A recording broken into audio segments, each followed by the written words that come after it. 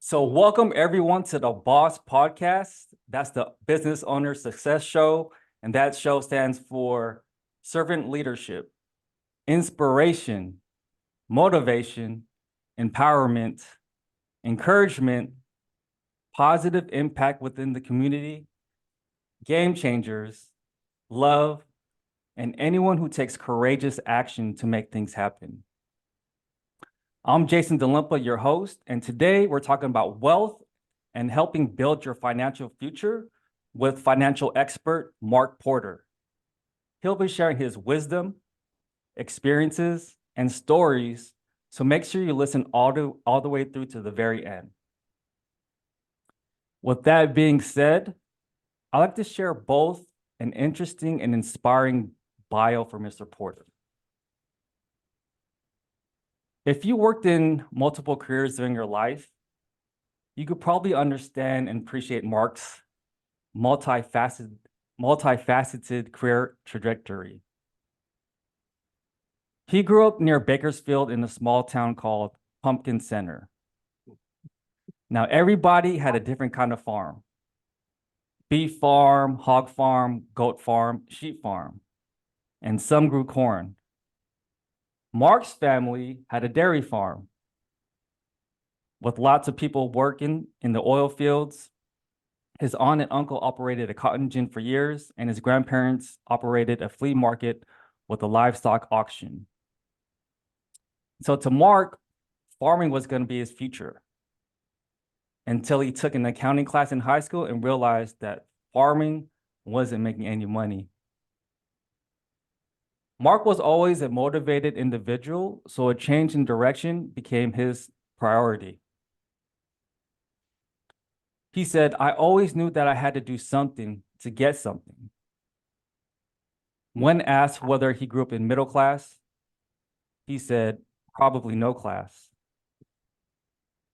He would trade a cow to fix our truck, or he said, "We would trade a cow to fix our truck." And we actually lost the farm twice and eventually sold it. Real estate became Mark's second career objective.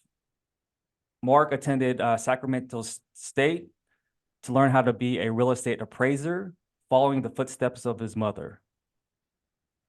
His uncle was a general contractor and a real estate broker. Mark's financial planner convinced him to drop out of college and get his real estate license.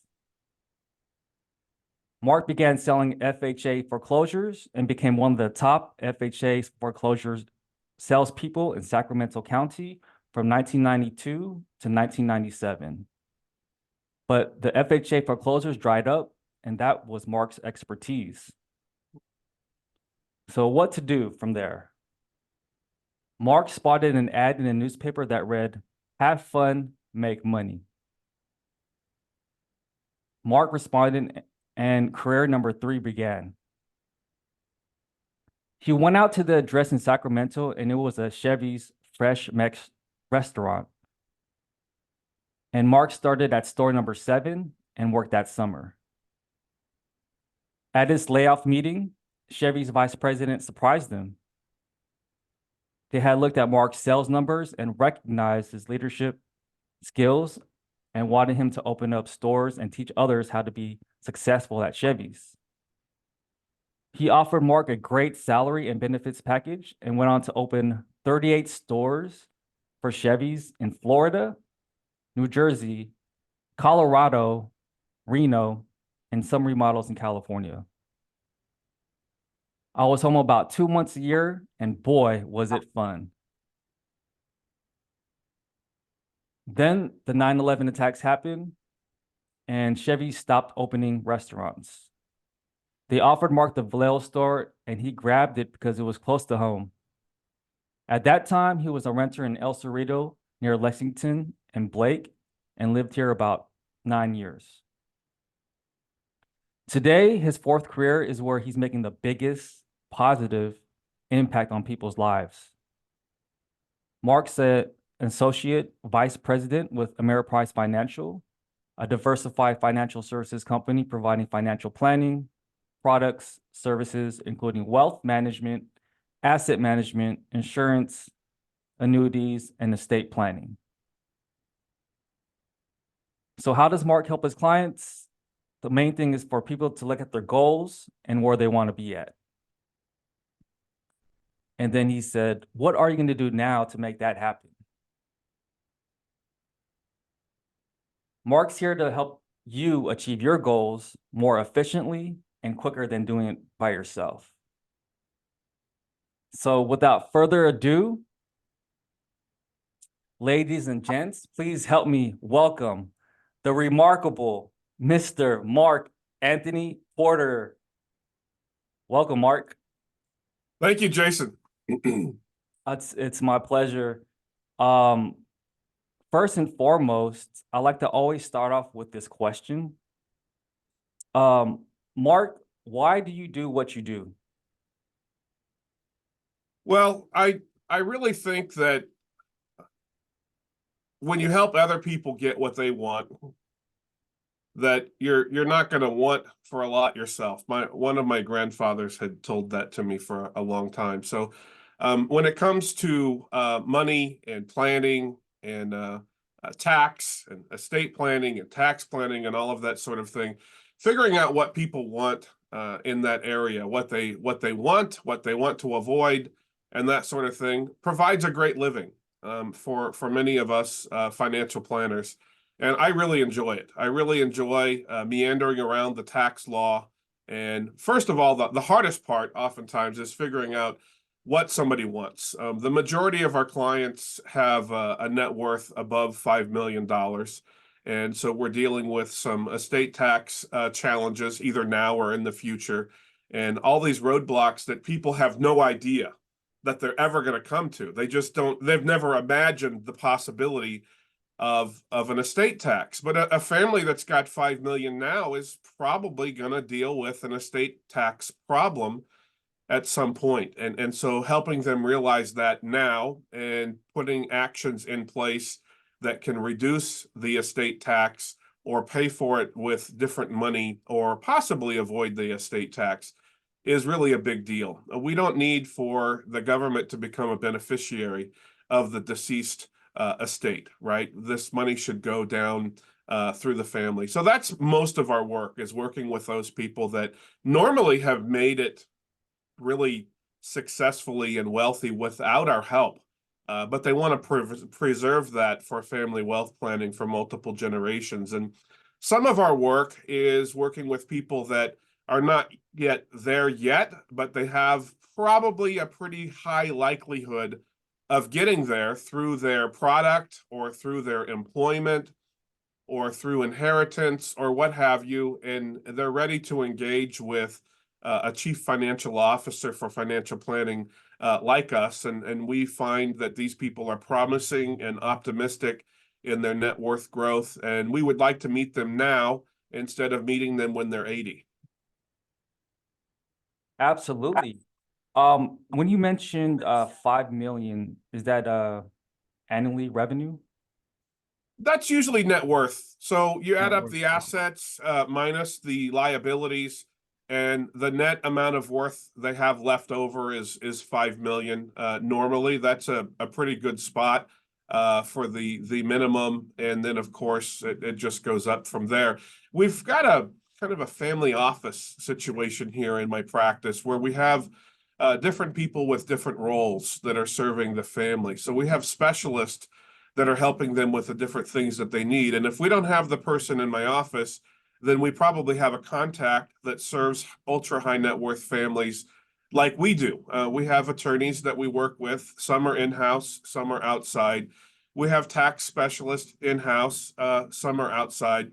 So we work with a lot of vendors that serve these people. So when they need something, if we don't already handle it ourselves in-house, we have contacts that have a history of successfully helping the clients with this.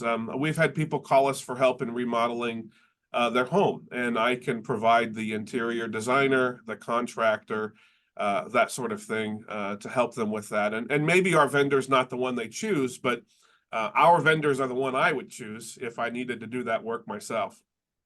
Okay, so you have people in your network that helps them with other goals they may have. Yeah, a lot of us that serve the high net worth market are always working with a small number of families locally in the Bay Area. And so we end up running across each other as we're being involved in different things that the families have going on.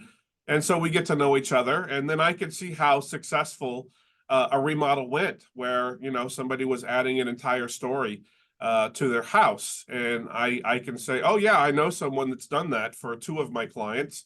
They're really good at it. And I have faith in them that if I had to add a story to my house, that this is the contractor I would hire. So it's who do you know? Almost always in life, Always. it's who do you know? I think you mentioned taxes.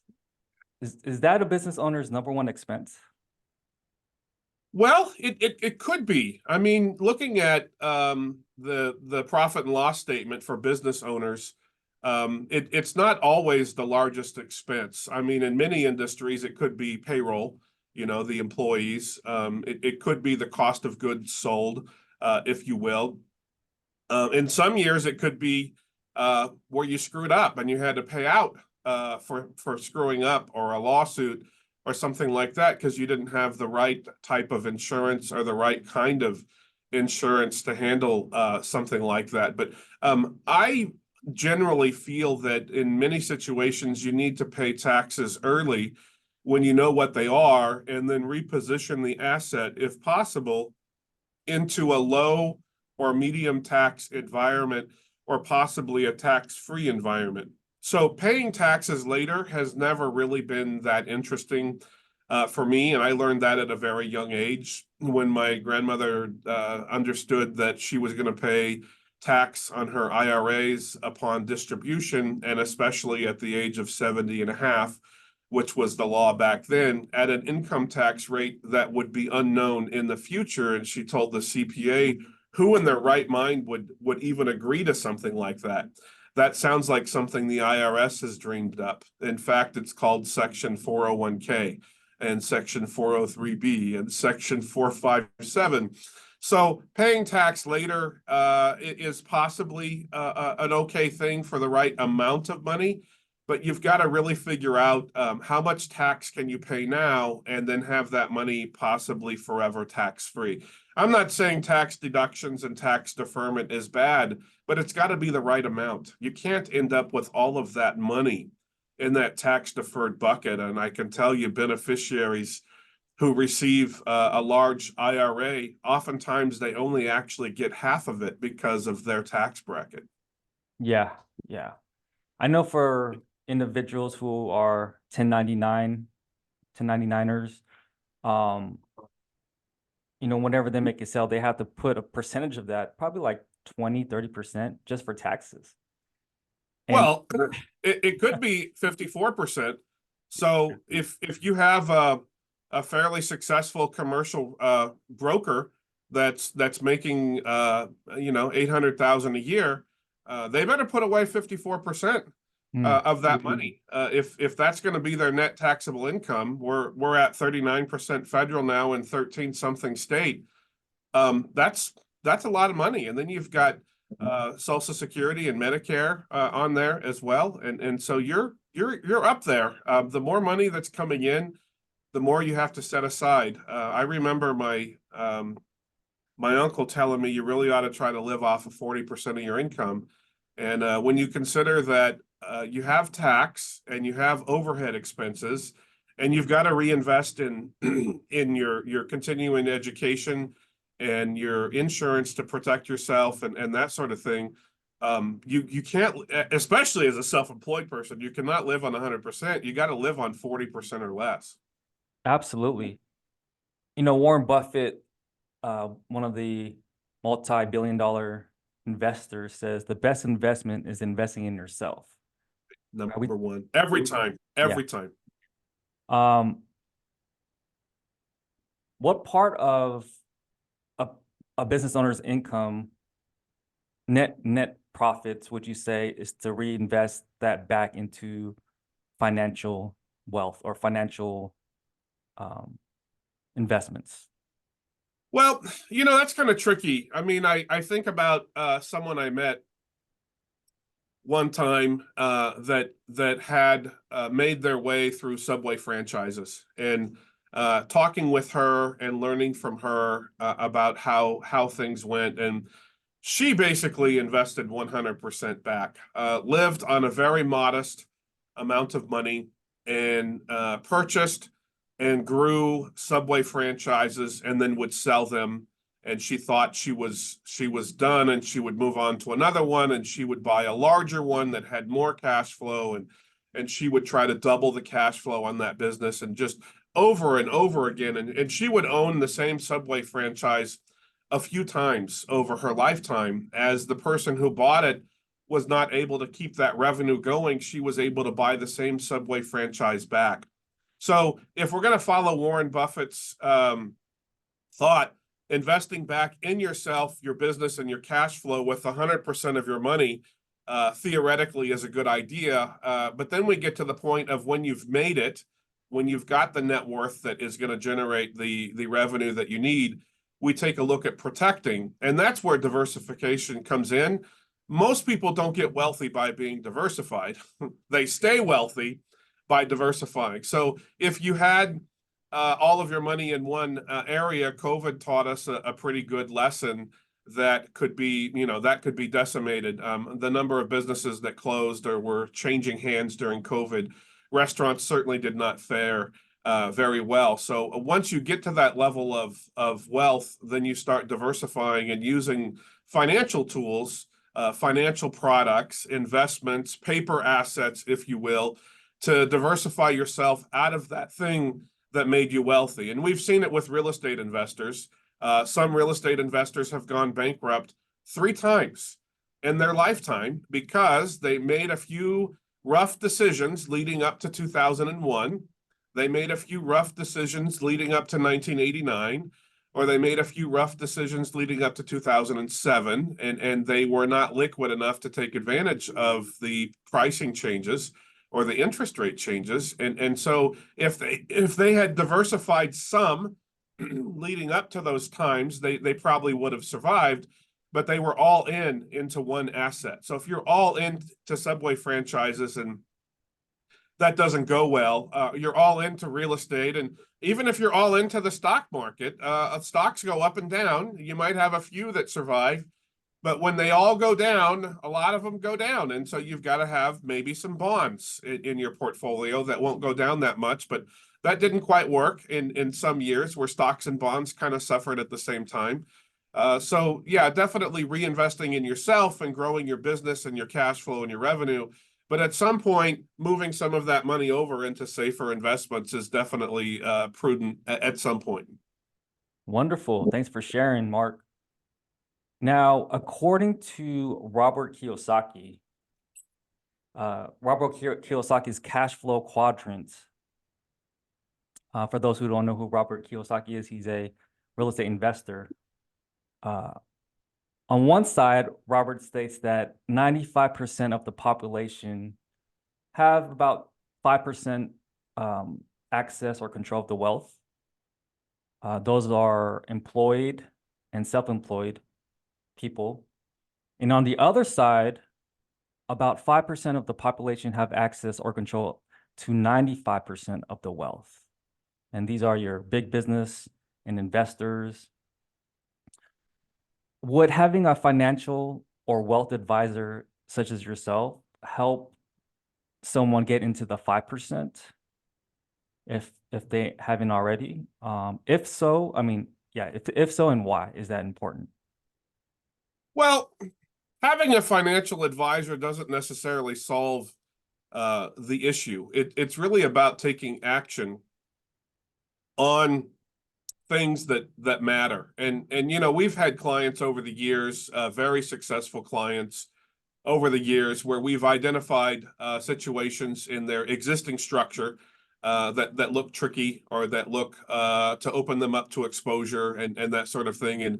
And they decide for whatever reason that they don't think that's a problem, or they're going to handle it a different way, or what have you. Certainly having help from the what I call the dream team of vendors, having a really great, amazing, awesome attorney tax person, financial planner, and that sort of thing is certainly going to be helpful. But if you continue doing things your way, or the way your dad said to do them, or the way your mom said to do them, you'll probably get something similar to what they got. And that is potentially extra risk or exposure. You're not going to have possibly the multi-generational legacy type of situation going on. And for some people, that's okay. They don't see that their net worth will grow them into a taxable situation later. They're going to spend all the money before they get there, or whatever their thing is. And that's good. The hard thing is figuring out, first of all, what do people really want for themselves? And then next is, what are they willing to do to get those things? And are they willing to do them? Right. Absolutely. Having a team of advisors, or they say wise counsel, is very important. Without it, like you mentioned, you'll end up having what your mom told you or your dad told you. And that could be amazing, and that could be awesome. That could be awesome. That could be awesome. But if they're not, if they haven't invested themselves, or they haven't built wealth, then how can they pass that on, right? Absolutely. What was one of your best compliments? I have some notes in my office near my phone. Some of them are actually taped to my wall, and it just reminds me when times are tough, or I'm having a rough day, or I'm tired, or I don't know, whenever things are not exactly amazing and awesome, where people have written me a note, and it's usually a really quick note saying, "Hey, Mark, we're so glad that you helped us with ABC or XYZ, and what have you." When from these really amazing, awesome, already successful people, we helped them with things that they might have known about, or maybe they didn't even know about at all.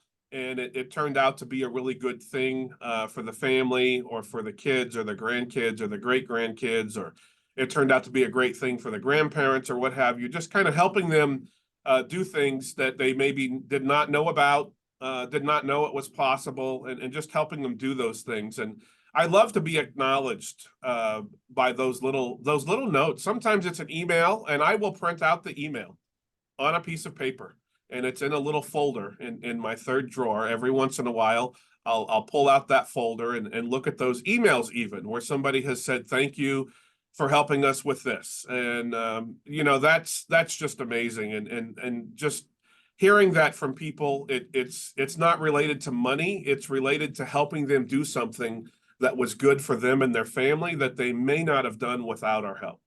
Oh, that's awesome. Yeah, having a compliment definitely helps you and continue what you're doing, because it's not always easy, right? Yeah. One of my mentors says, people need encouragement more than they need advice. Definitely a compliment could go a long way. Please share with the audience, Mark, what is your biggest failure, and what did you learn from it, and how can you help teach others? I would probably say what comes to mind there is not bringing in the right people soon enough. Especially at the beginning of my career, I tried to do a lot myself, and I tried to be the expert in a lot of areas. And I can't really say I messed anything up, but possibly I might have not been as early to some advice as maybe I should have been for some families. And so I have definitely learned to put the aces in their places. One thing, one of my best bosses ever, Brian Bennett, from Chevy's and Red Lobster and Olive Garden, and now Bennett's Kitchen. He's developed a concept called Bennett's Kitchen. At the beginning of the shift at the restaurant, you want to make sure you have your aces in your places. So you've got your best busboys doing the busboy job, and you've got the best people there to give the guests or the clients the most amazing, awesome experience ever. And it's not necessarily the restaurant manager that's going to provide that. It's the people that are there to help the guest have that experience. And so now I have a very small area that I work in with the clients, and we bring in other staff people at the company or other outside vendors that are extremely talented and knowledgeable and quick to help the clients do things the right way the first time. You know, we don't have a lot of time here on the earth, right? So we can't be messing around and meandering around too much. It'd be nice if we kind of did it the right way the first time, right? Right, right. And you know, Michael Jordan, he said that talent wins games, teamwork wins championships, right? It's all about, like you said, putting aces in their places. Yeah. Yeah, it's all about teamwork for sure. Thanks for sharing that, Mark. When it comes to being a wealth or financial advisor, what are some common myths? Like someone like someone who's a consumer looking at it, what are some common myths about being a wealth advisor? There's so many of them that are out there. I learned a lot about it when I got into the career 21 years ago. Much of the work of a fiduciary investment advisor like us is not related to anything you see on TV. It's not related to anything that you think. There's a lot of wealth planning and this and that sort of thing going on. Like I shared before, the majority of our clients were fairly wealthy before we met them, and now that just tends to be my specialty is maintaining their wealth and growing their wealth. We don't necessarily work with a lot of people that don't have wealth. It's difficult to do that because there's not a lot to work with, and it's really a mindset change for those people. And I'm not talented in mindset changes. You know, you've got to pay yourself first and invest in yourself, and you've got to have the right documents in place and the right insurances in case you wreck your car and all that stuff. And these common roadblocks that get in the way of people are kind of common things that people should know from taking a finance class in high school, but they didn't take that finance class in high school, or they weren't listening. They're not really taught in college. And so the myth I think a lot of people have is they need to find a financial advisor to help them get wealthy. And that could happen, but you're going to be doing the work. The consumer has to do the work. You have to live on less money. You have to invest appropriately in the right areas so you're not giving up too much for tax and that sort of thing. And I'm not possibly not the typical financial advisor. I have found a place where I enjoy working with these multi-generational, ultra high net worth families, and I really enjoy that work. It's very rewarding financially and emotionally, and that allows us to do some volunteering with about 10 to 15% of our time, doing career days in schools and helping out the local Chamber of Commerce, helping out the local senior citizen center with estate planning workshops and what have you, where we're not looking for revenue. We're looking to be a resource and an advocate for the senior citizen or for the foster child or that sort of thing. And I remember meeting with a woman in my 7th grade math class that was a financial planner, and it was amazing. We played the stock market game in that class back when we had to track the price of stocks in the newspaper. So now I volunteer with Junior Achievement, and we do the stock market game on Zoom. I've helped out classes in Sacramento and different parts of California with that stock market game, trying to inspire other people to be interested in investing in themselves. Awesome. Yeah, that's the thing, Mark. It's getting the information to the people, right? You don't know what you don't know. And as far as people like myself before meeting someone like you, I guess what I was thinking, like, why would I need a financial advisor? I could do it myself. Oh, good luck on that. Let me know how that goes. It could happen. I'm not saying you have to have one. I mean, we've met many people that did it themselves without any help. They had They had a product, they had a service, they paid themselves first. They had all the habits that financial advisors believe in. It's just not that common. It's not. What about Google University? What about it? They still need your help, right? They need my help? Yes. Oh, I don't know. I'm not sure. I'm guessing Google University is kind of like a TikTok thing where people talk about stuff they're experts in. Right. They Okay, still okay, cool. they're still gonna miss, certain pieces of the puzzle. They would need someone like yourself to help them navigate, create a roadmap to get them to where what they want to go, right? Yeah, these things are so individual and people have emotions. I can Mm. kind of help people manage their emotions a little bit, and I always want to figure out what's important to them and why, and that helps me help them help themselves and their family. If you have a generic thing like you read a book, 10 people read the same book and they get 10 different things from the book, right? But when Mhm. I'm working with somebody one-on-one, I can sit here and figure out what do they want, and then what are the strategies they could use to get there. And when they pick a few, then I can support them in doing that. But you're not necessarily going to get that from a generic class. Look at all these people that have a master's degree in finance and they have various levels of success. It's a generic type of education. What you do with that for yourself and your family and who supports you really matters. Absolutely. Um, it's I think you mentioned this earlier, it's about taking action, but the right action.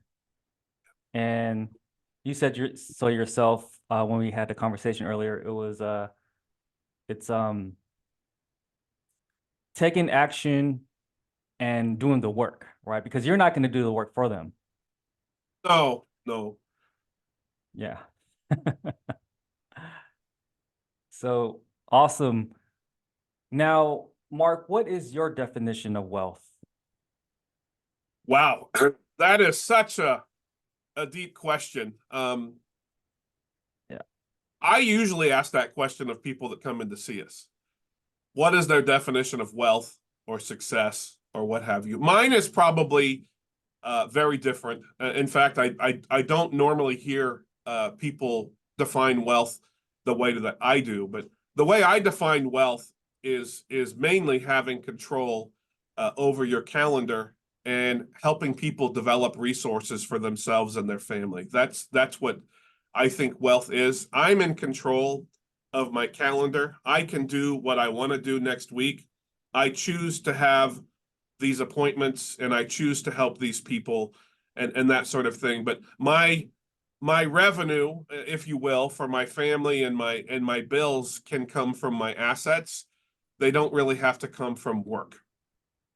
So having enough money coming from your assets that pays your bills and your dreams and your goals, and if you are working, then you're working for the you're working for the connection, if you will, and so it could be called retirement, financial independence, or what have you. We have a lot of people that work harder in retirement than they ever did when they were working. Volunteering at the theater or helping operate a nonprofit or out there feeding feral cats in the rain and the snow and what have you. And it's what they choose to do with their time. So I think true wealth is being able to do exactly what you want every single minute of the day and having your cash flow covered by your assets so that the bills are paid. You're not really working for money.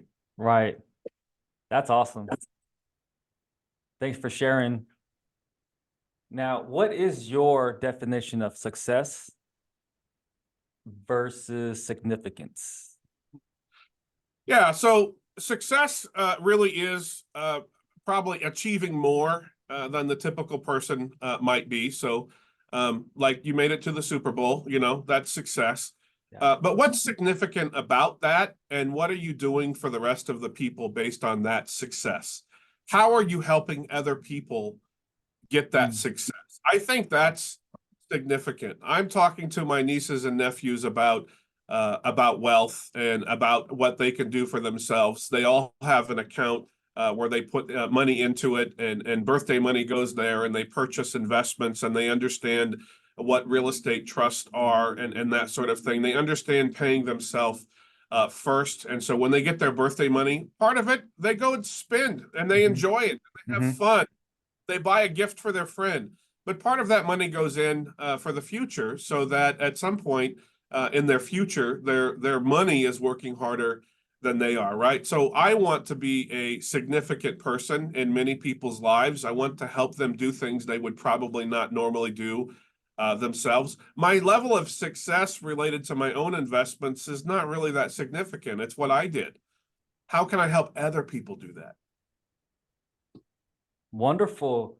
Yeah, going back to your story about you opening up multiple Chevy's restaurants throughout the US, but also helping others opening up their own. Can you tell the audience a little bit more about that? Well, I mean, when you work for a corporate entity like Chevy's, I think it's really easy. There's a manual of how to do things. And, you know, I'm not looking to reinvent the wheel in most situations. There is so much data out there that's available about how certain families or certain businesses did certain things. If they did it, and it is still currently possible, why not do that? So I did help develop some of the training manuals for Chevy's when I was in the corporate office there in Emeryville. But we were following from successful people before us. And like I mentioned, Brian Bennett, he opened a whole bunch of Olive Gardens and Red Lobsters before he came over to Chevy's. We learned from him. He was a very successful restaurant operator. And so I just continued learning from him and then repeating that in the units that I was in charge of opening. And we just followed the recipe or the formula of how you develop a really awesome, amazing restaurant concept. Have fun, make money was their thing. Have fun and make money for the employees, right? And so providing people with an awesome, amazing experience when they come in. And if you carry that to everything in your life, you're always going to have more than you want. Absolutely. It sounds like having systems in place will help you help other people, right? Help yourself a success, like you mentioned, and helping other people is significance. Yeah. Absolutely. Now, how does your experience as a wealth advisor make you a good fit to why people would consider hiring you?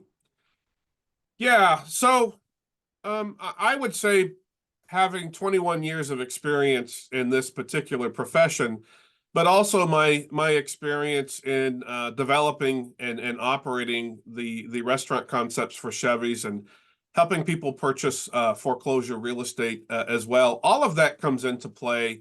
The mistakes that our own family has made and learning from those mistakes. And maybe they're not mistakes. It's just how certain people chose to do things, and other people did not get the result that they thought they were going to get. But that experience, I think, along with my Rolodex, to use an old-fashioned term, I've probably got the resources for doing what the family needs to do, right? They need to sell a yacht. We've got a couple of people that do that. Whatever it is that they need to accomplish, we've probably got that deep list of vendors, if you will, but also just realizing that I care about their success, and that's how I judge my significance, I think is important. It's not necessarily at this phase of my life all about the fee that I'm charging them, but it's about after they've had that time period with me, let's say they've had a year with me, how much better off are they? How much closer are they to their goals? It's not necessarily growing their net worth. They did that before me. I mean, I can help with that, but a lot of times they're already wealthy, but they have other things they want. They want the legacy planning. They want diversification. They want to reduce their current income tax bill, or even better, their future income tax bill. And how can we get them closer to that? And I think we're uniquely qualified in my practice to help those high net worth families reposition themselves for that multiple generational legacy. Wonderful. I know we had a conversation about age range, right? Because you're speaking about people with high net worth. But what if they are like 18 or 21 and not making a whole bunch of money, but they are looking to build wealth? What are the age ranges that you work with, and what does that look like? My oldest client passed away at 102, and we've done planning for kids that were not even born yet. In fact, a lot of our planning is for future generations that are not even born yet, right? So I get called out once in a while to the Contra Costa Youth Services Bureau, where I speak to kids that are usually between 12 years old and about 17. And it's amazing to talk to these kids about what they want for themselves. And I do the same exercise with them as I would with a deca millionaire, if you will. What do you want for yourself? Why do you want that? What are you willing to do to get there? And I remember going to a session recently, and someone was telling me that they were going to be a YouTube podcaster or something like that, and this and that, and went into this whole thing, and in case that doesn't work, I'm also going to get my MBA in college. And I was like, whoa, whoa, this is like a 14-year-old kid, over there in Richmond, California, telling me that yes, they do want to be this glorious thing, but in case that doesn't work, they are going to get their MBA in college, right? So I love talking to kids in the schools and career day. I was inspired in the 7th grade by a financial planner to invest money in assets that can grow and are very liquid and have cash flow, right? Before that, I was buying and selling rabbits and goats and cows. That was what was familiar. We had a dairy farm and a livestock auction in the family. You would buy a baby calf and feed it till it got bigger, and then you would sell it to somebody else and you would make some money, right? So until then, that's all I knew. And so once I learned about these paper assets, if you will, that could actually have consistent, reliable after-tax income, I was like, oh, well, that's better than the price of milk. The price of milk is regulated by the government. You can't really make a lot of money in the milk business. You've just got to sell more milk. You can't really charge higher prices for your milk. So I love talking to people at all ages. They all have the same goal. They want to do something better than what they're doing now, and it's amazing. I can't necessarily do a lot of work for free with 12-year-olds, but yes, we do want to help them out, and normally it's through a group kind of session. There is one of the books all about money for teenagers. That's an amazing book.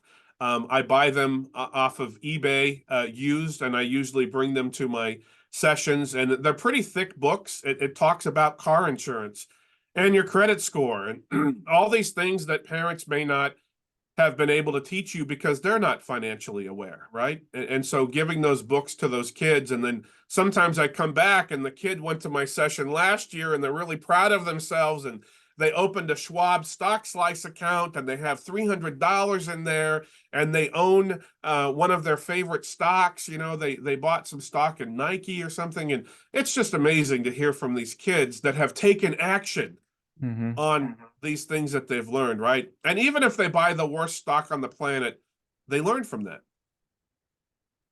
Right. You got to be really hungry and committed to doing those types of actions, right? Sometimes it's just learning the right information, like you going out to these groups or these career days and speaking with people, because they don't teach this in school. Well, I Something. took a class in high school. I went to school. The class was my junior year in West Bakersfield High School, and it was a class designed for kids that may not go on to college. And we learned about credit scores, and we learned about how to buy a car. I wish I remember the teacher's name. We learned about the cost of diapers, and I mean we just learned about. Wow. It was like a really amazing, awesome class, and it wasn't offered very often. I think there was only one class per semester, but it was an amazing class. There is legislation now that we are supporting in California to have finance be required. I believe Florida, of all states, was one of the states to require a certain number of hours of financial education in high school. I'm really sad and disappointed that we have to pass a law, but there aren't really any well-designed curriculums in school. I mean, for me, it was an elective. It was a class that you chose to take. So instead of home ec, I think I took this class, and it was great for me to learn at that young of an age. And I'm hoping that it's going to be a required curriculum at some point. But even with my nieces and nephews now that are in high school, financial classes of any kind are not even an elective in some of these schools. And so we are supporting the legislation because the volunteering has not helped. Junior achievement only can do so much. They'll let junior achievement come in to a high school class like 2 hours a year. It's just not enough. It's not enough. Now, you talked about a book earlier. What are 3 books you have read or that you would recommend reading for all of us listening, and why? Well, so that's so tough because there's so many different people that are listening to us today. But one of the first books I think that really inspires people is the Richest Man in Babylon, which talks about how a normal person can get somewhere. And it's a mindset. It's totally a mindset. Right. If you are not currently wealthy, it's not a problem. It's not your fault unless you don't do anything about it. Okay. So reading The Richest Man in Babylon and that book, Think and Grow Rich by Napoleon Hill, those two are in the same category. Okay. What you don't know is not a problem unless you don't know the same thing tomorrow. Then what the heck are you doing?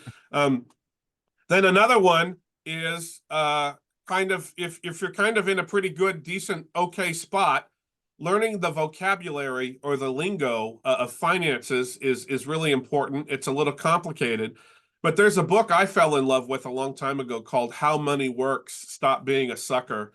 And it talks about the 3 areas of investments that you can have: the tax deducted, tax deferred, or the after tax, partially taxable, or my favorite, the third bucket of tax-free money, and a little bit about different financial concepts. That book is written in regular English. It's an amazing, awesome book for somebody that's doing okay, but they want to move themselves to the next level. And for many of those families that have already made it, they've got their wealth. They're more concerned about preserving it and passing it down. There's one called Family Wealth, which talks about families and their advisors and how you can have these strategies to pass the wealth down to multiple generations. And many of these families, it's not like they're giving their beneficiaries a silver spoon. They're just providing that family bank or that family entity that can help these people do what they want, right? So when I'm thinking about how my legacy works for my nieces and nephews, I want to provide them with resources for their college, to help them open a business, to help them buy a house and that sort of thing. But they're not going to get the money for free. You know, they're going to be able to borrow money from the trust to do these things and pay it back over the federally minimum accepted interest rate over time. And they're going to have access to resources, but I don't want to just give them money. Right. I never had anyone give me money. I want to give them access to resources. Absolutely. And that's a great thing is you mentioned wealth is a mindset, right? You could give someone money, but knowing what to do with that money, right? Just like the poor are poor for a reason. The middle class are middle class for a reason. The wealthy are wealthy for a reason. And I heard this the other day. It was money that just sitting is dead money. Do you believe that to be true? Well, worse than that, money that's sitting is being eroded by the worst tax known to man, inflation. So money that's sitting, yeah, it's worse than dead money. It's rotting money because you've got inflation. And for those of us that are in the Bay Area, the federal inflation rate is kind of a joke. Tell me what you're spending on goods and services here in the Bay Area, or many of our clients in New York, or sometimes in other states where the house cleaner has to charge you more because of what their costs are to buy the stuff that they need and for their labor. The things that you pay cost more. The medicine that you pay for, your property taxes in some states went up by 35% last year. In California, thankfully, we have Prop 13, but the things that you buy, my favorite Honey Delicious apples at Costco doubled in cost during COVID. So what is inflation for the things you spend money on? It doesn't matter what the federal number is. That's an average of the 50 states. That's not really pertinent to you. I mean, if you're lucky and you live in Iowa and you have a paid off house and what have you, maybe your inflation really is 2%. But in many other parts of the country, inflation is the silent tax. It's the killer. We've got to really watch out for inflation. And so that money should be doing something for you and your family. And if you're done with that, then do some good with it with some charitable organizations that are helping people do things for themselves. Absolutely. And when I think about investing, Mark, I think about money making money. Or in other words, compound interest. Is that what you help these people do?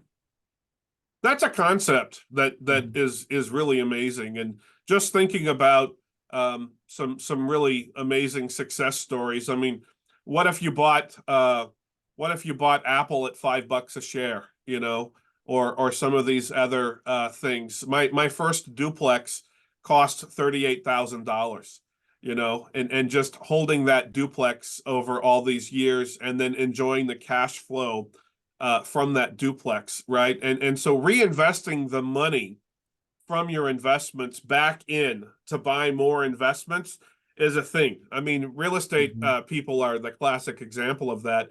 They get to a point where their depreciation has already been written off and they're starting to pay taxes on the income.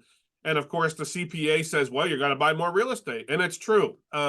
You've got to buy more real estate so that you get the depreciation write-off so that you can lower your taxes. And that's the thing that happens with people with real estate. But reinvesting that money that you don't need for your current living back in to buy more of the asset will allow you to have more cash flow in the future. And just continuing to reinvest in yourself, your way of making money, your business or your career, and reinvesting in those assets that provide you with that passive income is really just amazing over and over again.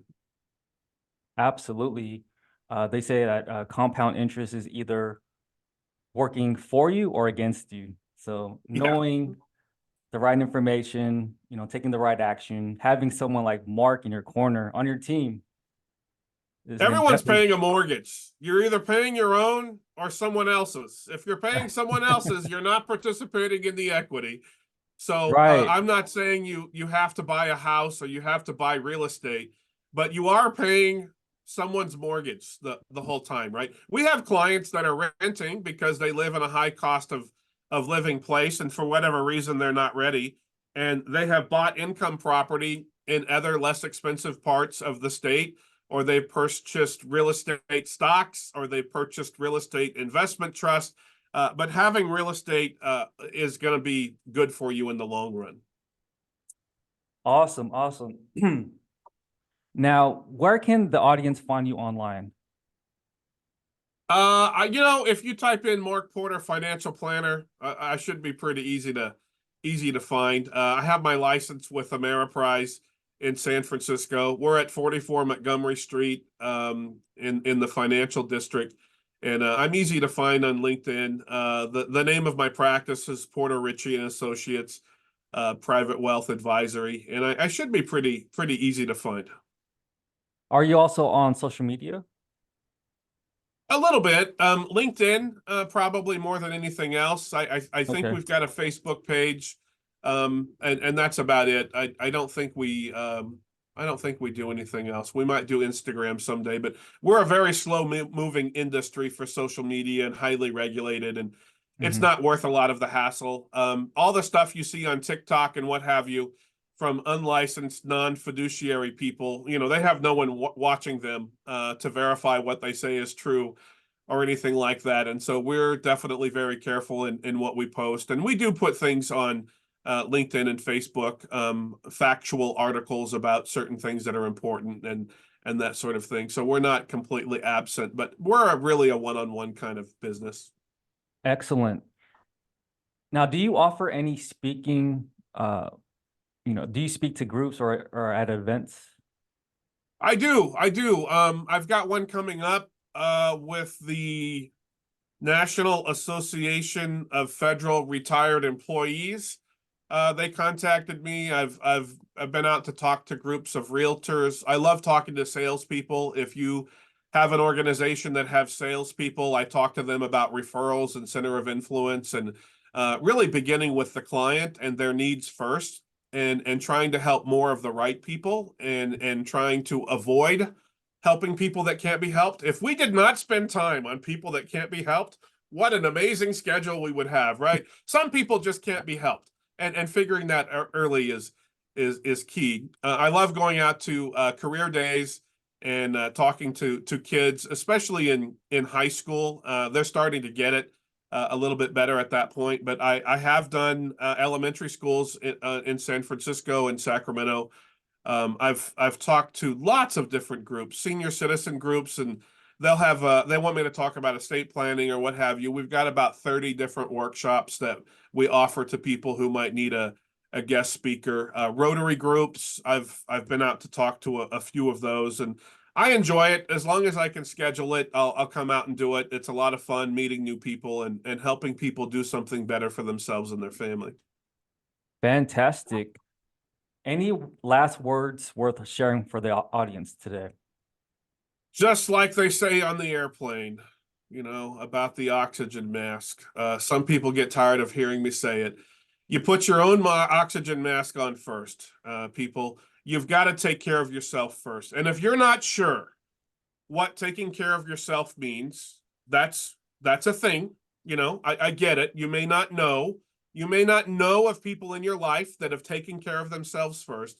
You really need to take care of yourself first. Emotionally, physically, financially, everything. You have to be in the right spot before you can ever be someone who's going to help other people out. And you don't have to be perfect. I'm not trying to say that, but you've got to do what you can for yourself first. And you leading by example alone is going to be an amazing impact for other people. It's not easy to take care of yourself first for some people, but you really should do it. You really should take care of yourself first before you go running around thinking you're going to help other people out. Get your own house in order, as they say. Put your own oxygen mask on first. I'm not asking you to be perfect before you help other people. Your story is important. Your story is true. Your story could inspire other people by telling them how you messed up. I messed up in the beginning by trying to do a lot of things myself and being an average provider of information. Now we provide highly useful, specialized information on certain topics to certain families, and the rest we outsource to other people that are really specialized in that area. So please, please, please take care of yourself first. Or invest in yourself first. Always invest in yourself first. You can't loan someone money if you don't have a lot of money, okay? Right. I've seen that before. People borrow from their 401k to help someone out. They don't pay them back, and then they get laid off, and now they've got a taxable distribution in their 401k. They pay 50% tax between penalties and income tax. And I'm like, gosh, if you don't have money to loan people, don't borrow money. Yeah. Wise words. Wise words. Well, I definitely appreciate you, Mark. We got to do this again. Please reach out to Mark Porter if you have any questions about wealth and helping build your financial future. Ladies and gents, this concludes our boss segment. Take care and God bless. And thank you so much, Mark. I appreciate you, brother. Thank you, sir. Thank you.